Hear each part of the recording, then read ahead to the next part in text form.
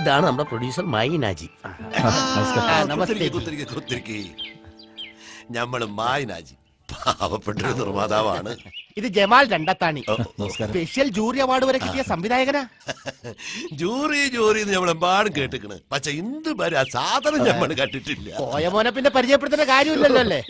ഇനി നമുക്ക് കാര്യത്തിലേക്ക് കടക്കാം. ധൈര്യമായിട്ട് കടന്നോളി കടന്നോളി. നേരത്തെ തീരുമാനിച്ച പോലെ നമ്മളൊരു മുസ്ലിം ആൽബം പുറത്തിറക്കുന്നു. ഓ അത് മതി, ലാഭം കിട്ടൂലേ? ഓ അതേ കിട്ടൂ. മാഹിനാജിക്ക് അറിയോ, ഈ CD കമ്പനിക്കാരെല്ലാം എന്റെ പുറകെ നടക്കുക. അതെന്താ നിങ്ങൾക്ക് കായ് കൊടുക്കാൻ? അതല്ലിക്ക, നമ്മുടെ ആൽബത്തിന്റെ വിതരണാവകാശമായിട്ട് എടുക്കാനേ. ഈ വിതരണാവകാശം ആർക്ക് കൊടുക്കും എന്ന ടെൻഷനിലാണ് മത്തായി. അതെ, ഈ മോസ്റ്റർ ബിയറും ജോണി സാഗരിയും സത്യം ഓഡിയോസും ഒക്കെ ഡെയിലി നടക്കല്ലേ എന്റെ പിന്നാലെ. പക്ഷെ കൂടുതൽ കാശ് കിട്ടുന്നവർക്കേ മത്തായി കൊടുക്കൂ. മറ്റുള്ള കമ്പനിക്കാർക്ക് വിഷമാവൂലേ? അടുത്ത വർക്ക് വരുമ്പോ നമുക്കത് മറച്ചു കൊടുക്കാമല്ലോ. ഓ ഇനിയില്ലേ എന്റെ കയ്യിൽ ഇഷ്ടം പോലെ ഹിറ്റ് ഗാനങ്ങൾ. സമാധാനായി, ആരും പിണക്കരുതല്ലോ. അല്ല, നമ്മളെ ഡയറക്ടർ എന്താ ഒന്നും മിണ്ടാത്തത്? അല്ല, ആക്ച്വലി ഞാൻ ഈ ആംഗിളിനെ കുറിച്ച് ചിന്തിക്കുകയായിരുന്നു. അങ്കിളിന് എന്താ സുഖല്ലേ? അയ്യോ അതല്ല, ആംഗിൾ ഐ മീൻ വിവിധതരം ഷോട്ടുകളെ കുറിച്ചിട്ടുള്ള ചിന്തകളാണ് എനിക്കപ്പോൾ. എല്ലാ സമയത്തും സംവിധായകന്മാർക്ക് ഇത് തന്നെയാണ് ചിന്ത. സമ്മതിക്കണോ? ഉറക്കത്തിൽ ഒഴിച്ച്. ഏയ്, ചിലപ്പോ ഉറക്കത്തിൽ ഒരു ആംഗിൾ വന്നിട്ട് ഞാൻ എണീറ്റിരിക്കാണ്. അപ്പൊ എന്ത് ചെയ്യും? 2 ഗ്ലാസ് വെള്ളം കുടിച്ചാൽ മാറിക്കോളൂ. എന്ത് ആംഗിള്? വല്ലാത്തൊരു ലോകം തന്നെയാണ് കേട്ടോ. പിന്നെ ഞമ്മളെന്താ വേണ്ടിയത് പറയാൻ മടിക്കരുതേ. സാർ ഇങ്ങനെ പണം തന്നുകൊണ്ടേ ഇരുന്നാ മതി. ആയിക്കോട്ടെ, ഞമ്മള് തന്നോണ്ടിരിക്കാം. അപ്പൊ ഞങ്ങൾ ഇങ്ങനെ വന്നോണ്ടിരിക്കാം. മോളെ, ഇത് നമ്മൾ ആൽബത്തിന്റെ പണിക്കാരാ. ഇത് പ്രൊഡക്ഷൻ കൺട്രോളർ മത്തായി. മത്തായി മത്തായി. ഇത് പാട്ടെഴുത്താരെ. നിങ്ങളെ മുമ്പിൽ എന്തോ ഒരു പുഴയുണ്ടായിനല്ലോ. മുമ്പിലോ? നിങ്ങളെ പേരിന്റെ മുമ്പിൽ ഒരു പുഴയില്ലേ? പുഴയല്ല, കോരപ്പുഴ, കോയമോൻ. അത് ശരി. ഇത് സംവിധാനിക്കുന്ന പണിക്കാരെ. ജമാല് എത്ര തണിയനു? ജമാൽ രണ്ടത്താണി. രണ്ടത്താണി.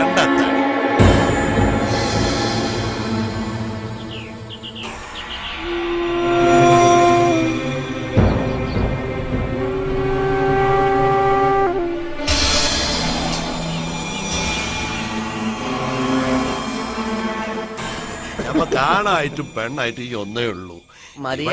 നിർമ്മിക്കാൻ പോണത് ആമിന പ്രൊഡക്ഷൻസ്. നല്ല ബാനർ.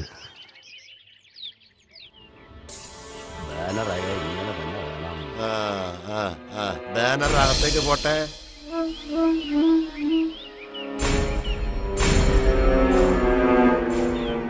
അല്ലെ മൈനാജി, ഞങ്ങൾ ഉദ്ദേശിച്ചത് മനസ്സിലായി. അതെ, മനസ്സിലായ. അല്ല, സംവിധായകൻ എന്താ ഒരു താല്പര്യം? സാർ ഒന്നും കൊണ്ടും പേടിക്കണ്ട, ഞങ്ങൾ അവനെ കൊണ്ട് പറഞ്ഞ് സമ്മതിപ്പിച്ചോളാം. അതെ അതെ. നീ എന്ത് പണിയാ കാണിച്ചത്? ഞാൻ ഒരു കാര്യം പറഞ്ഞത് നീ ഞെട്ടരുത്. എന്ത്? നീ ചുമ്മാ തമാശ പറയാ കാര്യത്തിലേക്ക് എടുക്ക്. ഈ ആൽബം നടക്കില്ല.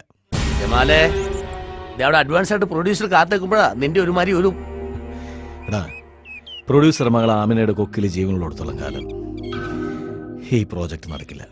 എന്നാ നമുക്ക് ആ കുക്കിനെ വെട്ടി വെച്ച് കൊന്നിട്ടാണ് ശരി ഈ വർക്ക് നടത്തിയേ പറ്റൂ. എടാ, ഇത് നിന്റെ ചീഞ്ഞ കോമഡി പറയാൻ വേണ്ടി പറഞ്ഞല്ല.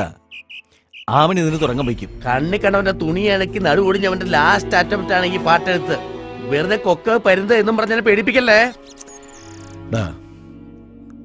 അവൾ ആരാണെന്ന് നിനക്കറിയോ? ആമിന. അതവളെ തിരിച്ചറിയാൻ രക്ഷിതാക്കളിട്ട പേര് മാത്രം. പക്ഷേ പ്രസിഡൻസി കോളേജിലെ എന്നെ കാമുകയായിരുന്നു അവള്. ഞാൻ പേടിച്ചു പോയി. ഇത് എത്ര വലിയ ആനക്കാര്യം. എടാ, നമ്മൾ രക്ഷപ്പെട്ടടാ. നിർമ്മാണം കാമുകി, സംവിധാനം കാമുകൻ, ഗാനരചനയോ സംവിധായകന്റെ ക്ലോസ് ഫ്രണ്ട്. നിന്നെ കുറിച്ച് എനിക്ക് അഭിമാനം തോന്നുന്നടാ. അവളെന്റെ കാമുകയായിരുന്നു, പക്ഷേ ഞാനൊരിക്കലും അവളുടെ കാമുകനായിരുന്നില്ല. നാശിപ്പിച്ചു വൺ വേ പ്രേമം. എന്നാ പിന്നെ നിന്നെ അവൾക്ക് ഓർമ്മയേ ഉണ്ടാവൂല. അവള് അങ്ങനെ മറക്കാൻ വഴിയില്ല. കാരണം ഈ ചെകെടുത്ത് അവള് തല്ലിയിരുന്നു. നീ കാരണം എന്റെ ഭാവികളെ കൊളാക്കിയല്ലോടാ. നിന്റെ അടുത്ത് ആര് പറഞ്ഞു ഒരു പ്രൊഡ്യൂസർ മകളെ തന്നെ പ്രേമിക്കാൻ? അന്ന് ആരായിരുന്നു ഈ കുറിച്ച് ഭാവിയിൽ പ്രൊഡ്യൂസറെ മോളായിട്ട് വരുന്നു?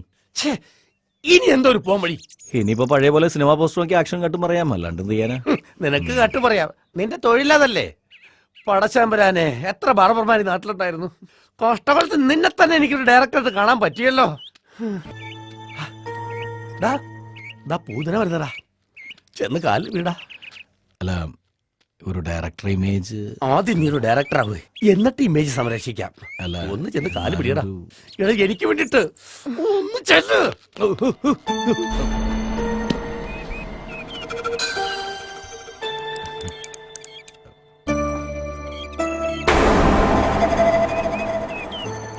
ഓർമ്മയുണ്ടോ? അങ്ങനെ അത്ര പെട്ടെന്ന് മറക്കാനാവില്ലല്ലോ. ഇങ്ങനൊരു കൂടിക്കാഴ്ച ഞാൻ തീരെ പ്രതീക്ഷിച്ചതല്ല. പ്രതീക്ഷകളുടെ തകിടം മറിച്ചിലുകളാണല്ലോ ജീവിതം. എന്നാലും ഒരു ബാർബർ നേരം വെളുത്തപ്പോ ഒരു ഡയറക്ടറായി മാറിയതേ മഹാ അത്ഭുതം തന്നെ. അത്ഭുതങ്ങൾ ലോകത്ത് എത്ര നടക്കും. ദുരന്തങ്ങളും.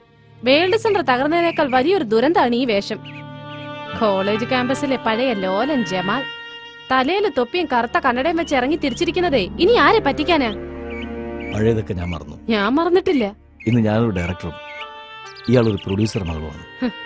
ഇന്നലെ ഈ പ്രൊഡ്യൂസറുടെ മകളുടെ പിന്നാലെ പ്രേമലേഖനവുമായി നടന്ന ചരിത്രമുണ്ട് മിസ്റ്റർ ജമാൽ രണ്ടത്താണിക്ക്.